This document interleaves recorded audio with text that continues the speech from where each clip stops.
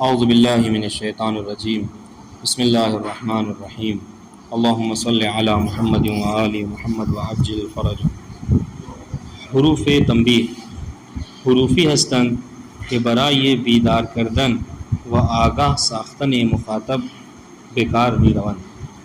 بات ہماری چل رہی تھی حروف غیر عامل کے حوالے سے، اور انہوں نے حروف عطف کو ذکر کیا، حروف تحزیز کو ذکر کیا، حروف تفصیل کو ذکر کیا. ٹھیک ہے، اب جو ہے وہ نوبت پہنچی ہے حروف تنبیہ پر.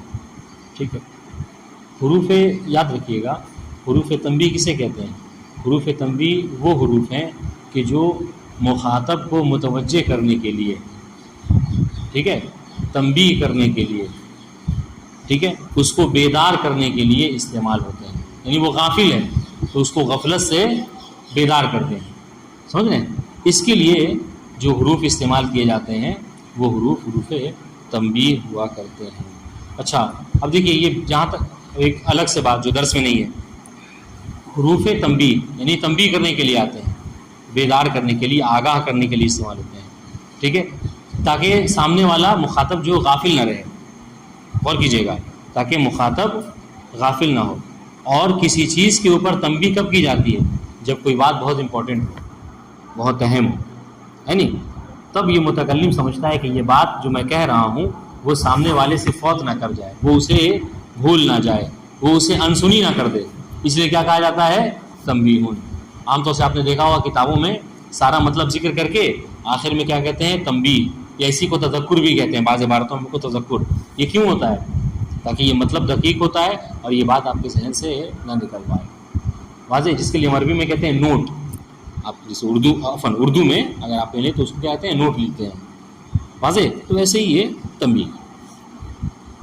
وہ آنہا عبارت انداز الا اما وہا، یہ تین حروف ہیں کہ جو عام طور سے تنبیہ کے لیے استعمال کیے جاتے ہیں. مثال دے رہے الا ان حزب اللہ هم المفلحون. ٹھیک ہے، اللہ. اب دیکھیے، اب جہاں کبھی بھی حروف تنبیہ کا استعمال ہو تو آپ اس کا اردو میں ترجمہ کیا کریں گے؟ آگاہ ہو جاؤ، ٹھیک ہے، متوجہ ہو جاؤ. ٹھیک ہے، کیا یعنی غفلت نہ کرو، سب کہہ سکتے ہیں. الا ان حزب اللہ هم المفلحون. ہاں، لیکن ان کا ہاں آگاہ باشید حزب خدا سے رستگار ہے. ٹھیک ہے، کہ اللہ تعالیٰ ہی کا گروہ جو ہے وہ کامیاب ہونے والا ہے. بات واضح؟ چلیے، اس طریقے سے ہا کی مثال، ہا علی بشر کیفا بشر. یہاں پر بھی محل شاہد کیا ہے؟ علی سے پہلے ہا کا استعمال کرنا. ٹھیک ہے، یعنی آپ اس بات کی طرف متوجہ رہیں کہ مولا علی بشر ہیں، لیکن ایسے بشر ہیں کہ ان جیسا کوئی بشر نہیں ہے. سمجھیں؟ یعنی بشر کہہ دینے سے مطلب یہ نہیں ہے کہ انسان انہیں اپنی طرح بشر سمجھنے لگے، جیسا کہ نبی کے حوالے سے بعض لوگوں نے ایسا کیا. قرآن مجید میں نبی کو بشر کہا گیا، کس آیت میں؟ کوئی آیت ہے؟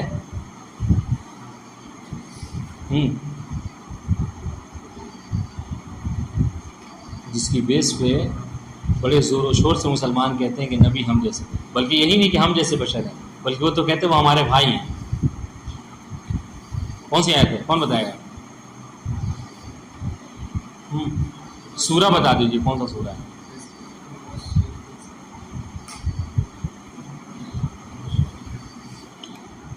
تو میں نے حالانکہ اس سے پہلے آپ کو میں عرض کیا تھا اس کے حوالے سے، اور اس لیے بھی پوچھ رہا ہوں کہ قرآن مجید کی یہ وہ آیت ہے کہ جس آیت کو پڑھ کے اگر انسان سو جائے تو چھٹے امام ارشاد فرماتے ہیں کہ جتنے بجے اٹھنا چاہ رہا ہے انسان، کیونکہ آج کل ہمیں الارم کی ضرورت پڑتی ہے، 4 بجے اٹھنا ہے، 5 بجے اٹھنا ہے، 6 بجے اٹھنا ہے. یہ سمجھ لیجئے اللہ تعالیٰ کی طرف سے ایک الارم دیا ہوا ہے ہمیں، یہ آیت کریمہ. آپ اس آیت کو پڑھ لیجئے اور سو جائیے. جتنے بجے کا ارادہ کر کے سوئیں گے اتنے بجے آپ کی آنکھ کھل جائے گی. اور یہ تجربے میں رہی ہے بات، یعنی پریکٹیکل ایسا ہوا ہے. آپ چاہیں تو آج سے وہ کر لیجئے اور کل آ کر بتائیے. یہ سورہ کہف کی آیت نمبر 110 ہے. قل انما انا بشر مثلکم یوحی الی انما الہکم الہ واحد فمن کان یرجو لقاء ربہ فلیعمل عملا صالحا ولا یشرک بعبادۃ ربہ احدا. تھوڑی سی طویل آیت ہے، لیکن آپ چاہیں تو اس کو کاغذ وغیرہ پہ لکھ کے یاد کر سکتے ہیں. ٹھیک ہے، روز پڑھیں گے، جب آپ کی روٹین میں ہوگی بات یہ تو آپ کو بہرحال یاد ہو جائے گی. خیر. دیکھیے گا ہاں علی بشر کیفا بشر 110 آخری آیت ہے، آیت نمبر 110 آخری آیت ہے سورہ کہف. اما انه لیس بین الحق والباطل الا 4 اصابع. ٹھیک ہے، کہہ رہے ہیں کہ جان لو، آگاہ ہو جاؤ کہ حق و باطل کے درمیان میں کوئی فرق نہیں ہے مگر 4 انگل کا. ٹھیک ہے، کیا مطلب 4 انگل کا؟ بتا سکتا کیا مطلب ہے؟ یہ ایک حدیث کا سمجھ لیجئے ٹکڑا ہے کہ جان لو، آگاہ ہو جاؤ کہ حق و باطل کے درمیان میں بس 4 انگلی کا فرق ہے. نہیں معلوم؟ آپ لوگ حدیث نہیں پڑھتے اس کا مطلب. ہاں، یہ 4 انگلی یہ اشارہ ہے اس بات کی طرف، سمجھ رہے ہیں کہ یہ آنکھ سے لے کر کان تک کے، کہ جو اپنی آنکھوں سے دیکھو گے وہ حق ہے، جو کان سے سنو گے وہ باطل ہے. اس لیے کہا جاتا ہے انسان سنی سنائی باتوں کے اوپر جو ہے وہ بھروسہ نہ کرے. آپ سے آئے کسی نے کہہ دیا، آپ اس پر یقین کر لیں کہ ہاں ایسا ہی ہوا ہے. آپ کہتے ہیں فلاں صاحب جو یہ کر رہے تھے، آپ ایک یقین کر کے بیٹھ گئے اور ان کے حوالے سے بدگمان ہو گئے کہ بتاؤ اتنا گندا لڑکا ہے، یہ کر رہا تھا وہ کر رہا تھا. نہیں، تو کہا امام فرماتے ہیں جو کان سے سنو وہ باطل، جو آنکھ سے دیکھو وہ حق ہے. تو انسان کو ہمیشہ کیوں؟ اس لیے کہ آنکھ سے دیکھنے پہ انسان کو یقین ہو جاتا ہے. تو انسان اسی چیز پر یقین کرے جو اپنی آنکھوں سے دیکھے. سنی سنی باتوں پر انسان کو یقین نہیں کرنا چاہیے. واضح؟ جسے کہتے ہیں سنی سنی باتوں پہ کان نہیں دھرنا چاہیے. ٹھیک ہے، چلیے یہاں پر بھی اما انہ لیس بین الحق والباطل الا 4 اصابع، کہ جان لو، آگاہ ہو جاؤ کہ حق و باطل کے درمیان میں فرق نہیں ہے مگر 4 انگلیوں کا. آئیے حرف رد و انکار، یہ بھی حروف جو کیا حروف ہے غیر عاملہ میں سے ہیں. کون سے حرف؟ کہ جو حروف رد اور انکار کے لیے استعمال ہوتے ہیں. جو رد ہے وہی انکار ہے، جس کو اگر اور تھوڑا سا سخت کر دیں تو کیا ہوگا؟ زجر کے معنی میں ہوتا ہے اس معنی، یعنی منع کرنا کسی چیز سے، انکار کرنا. حرف رد برائے ترد و باطل کردن سخنیست کے درپیش گفتے شدے. حرف رد، ٹھیک ہے، یا حرف انکار، یہ وہ حروف ہیں کہ جو کسی ایسی بات کو منع کرنے کے لیے، انکار کرنے کے لیے آتے ہیں کہ جو بات پہلے کہہ چکی ہے. بات واضح ہے؟ جو بات پہلے کہی جا چکی ہے اس بات کو رد کرنے کے لیے، اس کو دفع کرنے کے لیے، اس کو انکار کرنے کے لیے استعمال ہوتا ہے. ترجمہ دیکھیے گا، حرف رد نہیں، حرف رد برائے ترد، ترد یعنی بھگانا، یا مطلب کیا ہے؟ نہیں، اپنے سے دور کرنا. ٹھیک جی. وہ باطل کردن سخنیس، اور کسی ایسی بات کو باطل کرنے کے لیے، ترد کرنے کے لیے ہے کہ درپیش گفتے شدے، کہ جو بات پہلے کہی جا چکی ہے. ٹھیک ہے، پیش یعنی پہلے، گفتے شدے است یعنی کہی جا چکی ہے. ٹھیک ہے. وعن کلا، اور یہ حرف رد کون سا ہے؟ کلا ہے.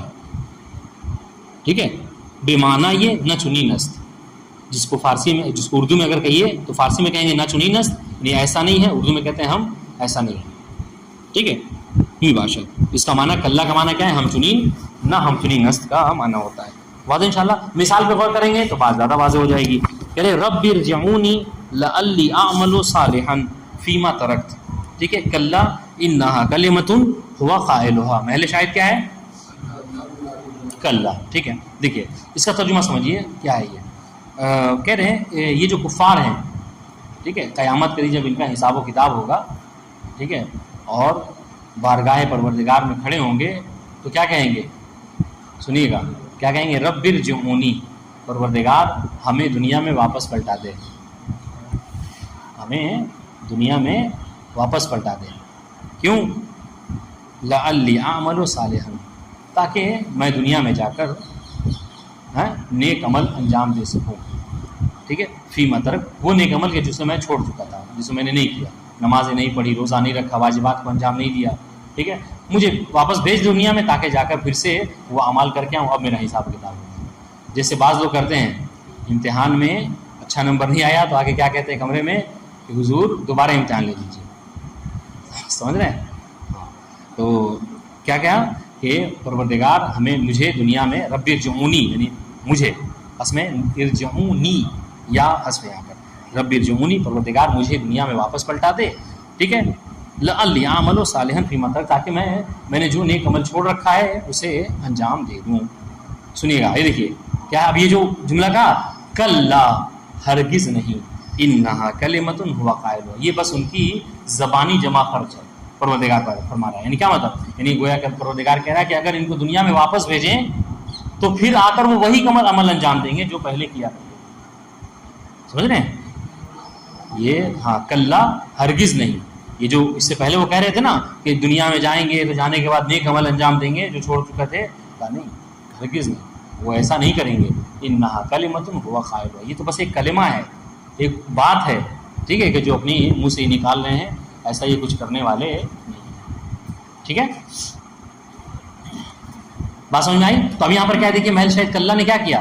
کلّا نے اپنے ماقبل جو بات کہی جا چکی اس کا رد کیا، ان کا دفع کیا. ان کو اگر یعنی مطلب کیا ہے، ان کو واپس دنیا میں نہیں بھیجیں گے. کیوں؟ اس لیے کہ واپس جا کر پھر بھی یہ یہی کریں گے. ٹھیک، حروف مفاجہ. ٹھیک ہے، یہ حروف مفاجات کسے کہتے ہیں؟ کہہ رہے حروف مفاجات دو حرف از و ایزا بمعنی ناگہان مباشر. یہ کسی بات کو اگر ناگہانی طور پر کہنا ہوتا ہے تو عام طور سے اس کا استعمال کیا جاتا ہے، اچانک جس کو ہم کہتے ہیں. ٹھیک ہے، ٹھیک ہے، ہاں ناگہانی نہیں، اچانک، صدفتاً، اتفاقاً، یہ سب اسی کے لیے بولے جاتے ہیں. ہے نا؟ کہ مطلب اور آسان کروں تو ایک دم سے ہو جانا کسی چیز کا. ٹھیک ہے جی. فَأَلْقَى عَصَاهُ فَإِذَا هِيَ ثُعْبَانٌ مُبِينٌ. کس کا واقعہ ہے یہ؟ ہاں جناب موسیٰ کے حوالے سے ہے کہ فَأَلْقَى عَصَاهُ، جناب موسیٰ نے اپنے عصا کو پھینکا. فَإِذَا هِيَ ثُعْبَانٌ. دیکھیے تو کیا ہے، ابھی عصا کو پھینکنا تھا کہ ایک دم سے وہ عصا کیا ہو گیا؟ ہاں اژدہے میں تبدیل ہو گئی. ٹھیک ہے، محل شاہد یہاں پہ کیا ہے؟ ایزا. واضح؟ ایزا کیا ہے؟ ایزا فجائیہ ہے. یہ کسی کام کے ایک دم سے اچانک ہونے کے اوپر دلالت کر رہا ہے.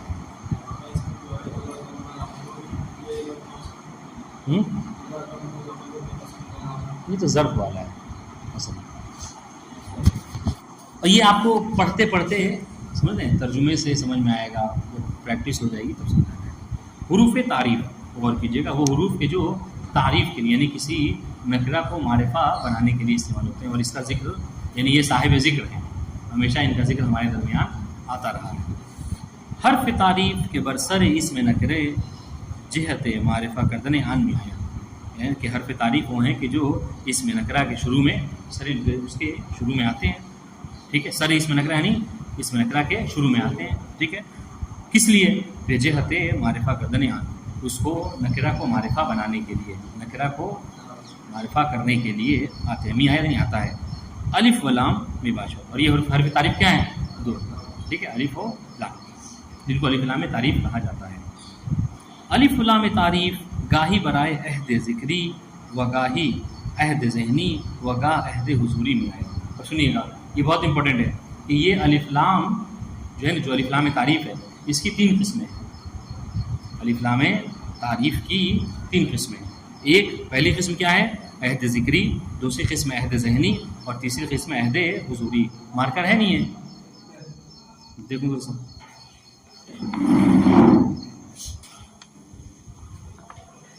دیکھیے کریں الف و لام تعریف، ان کی 3 قسمیں ہیں.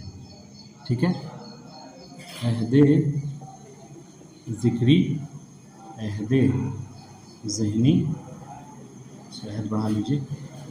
ٹھیک ہے، اور عہد حضوری. سب صرف یہ کہیے. ٹھیک ہے، الف لام تعریف، ذکری، ذہنی اور حضوری. ٹھیک ہے، یہ سنیے گا. ذکری کسے کہتے ہیں؟ خود اگر لفظ کو غور کریں تو آپ کو سمجھ میں آ جائے گا. لفظ پر غور کریں تو ذکر کا مطلب کیا ہوتا ہے؟ کہ کسی چیز کا پہلے ذکر ہو جانا، اس کا تذکرہ ہو جانا. ٹھیک ہے، تو یہ الف لام آتے ہیں ایسے کلمے کے اوپر کہ جس کلمے کا پہلے ذکر ہو چکا ہے، جس بات کا پہلے ذکر ہو چکا ہے، اس چیز کو بتانے کے لیے. مثال دیکھیے، مثال پہ آپ کو بات زیادہ سمجھ میں آئے گی. مثال دے رہے ہیں، اشتری تو قلمن. ٹھیک ہے، ثم بعت القلم. واضح؟ دیکھیے گا، یہ عہد ذکری کسے کہتے ہیں؟ عہد ذکری وہ کہ جس کا ذکر اس سے پہلے آ چکا ہے، جس کلمے پہ داخل ہوتے ہیں، ٹھیک ہے، اس کا ذکر پہلے آ چکا ہے. یہاں محل شاہد کیا ہے؟ کون بتائے گا جلدی؟ القلمہ. حسن. القلمہ پہ یہ جو الف لام ہے نا، الف لام، یہ عہد ذکری کا ہے. کیوں؟ اس لیے کہ اس قلم کا ذکر کیا ہے؟ پہلے آ چکا ہے. مطلب کیا ہوگا؟ سنیے گا، بتاؤ اس کا ترجمہ کریں گے تو کیسے ترجمہ کریں گے؟ میں نے قلم خریدا، ٹھیک ہے، پھر اسی قلم کو بیچ دیا. پھر اب یہاں پر آپ کو اسی کہنا ہوگا. کیوں؟ اسی کے یہ آپ کو بتائے گا کون؟ عہد ذکری. کیوں؟ اس لیے اب یہاں پہ یہ نہیں ہے کہ میں نے، یہاں پہ ایک احتمال یہ بھی ہو سکتا ہے، میں نے قلم خریدا اور میں نے قلم، اور پھر میں نے قلم بیچا. تو ہو سکتا ہے کہ مثلا کیا ہے، مطلب بلیک قلم خریدا اور بلو قلم کو بیچ دیا. ہو سکتا نہیں ہو سکتا؟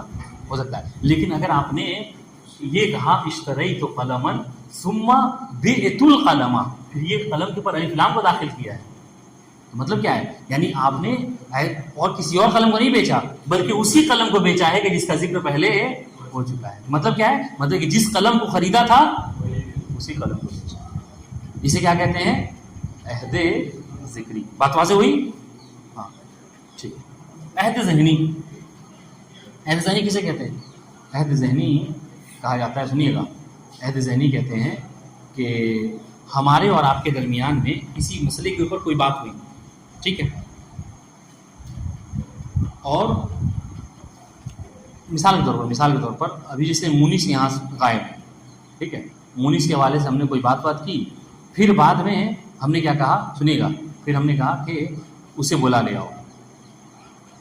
ٹھیک ہے، کیا کہا؟ نادی الرجل مثلا. آپس پہلے درس میں ہم نے بات کی مونس کے بارے میں، کیا غائب ہے، درس میں نہیں آیا، ٹھیک ہے، اور بعد میں جب درس ختم ہو گیا ہم نے کیا کہا کہ اسے بلا لے آؤ. تو اب کیا ہوگا؟ سنیے گا، تو اب جتنے آپ یہاں پہ موجود ہیں نا، وہ سب کے سب سمجھ جائیں گے کہ آپ کس کو بلانے کو کہہ رہے ہیں. کیوں؟ اس لیے کہ ہمارے اور آپ کے ذہن میں ایک چیز معہود ہے، ایک بات پہلے گزر چکی ہے، ہم اس کے بارے میں جانتے ہیں، ٹھیک ہے، کہ ہم نے مونس کے بارے میں بات کی اور درس کے بعد ہم نے کہا کہ اس کو بلا لے آؤ. اس کو کیا کہتے ہیں؟ عہد ذہنی کہتے ہیں. ذہن میں ہمارے وہ چیز موجود ہے. دیکھیے مثال کیا ہے؟ اذ ہما فی الغار. محل شاہد کیا ہے؟ اذ ہما فی الغار. محل شاہد الغار. اور کہ یہاں پر جن دونوں کے بارے میں غار میں موجود ہونے کے لیے بات ہو رہی ہے، وہ کیا ہے؟ وہ معہود، ان بارے معلوم ہے، ہم نے تاریخ پڑھا ہے تو پتہ ہے کہ کون سے دو لوگ جو ہے کیا ہے غار میں گئے. بات واضح؟ تو اس کو کیا کہتے ہیں؟ عہد ذہنی کہتے ہیں. عہد حضوری کیا ہے؟ عہد حضوری یہ ہے کہ الف لام جس کے اوپر داخل ہو رہا ہے وہ ابھی اس کا زمانہ ابھی حالیہ ہے، موجود ہے.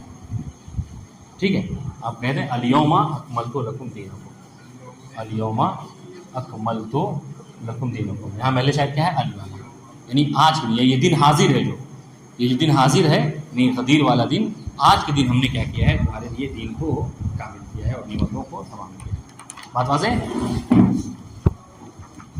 یہ دیکھیے ایک بار پھر سے دیکھ لیجیے اس کو.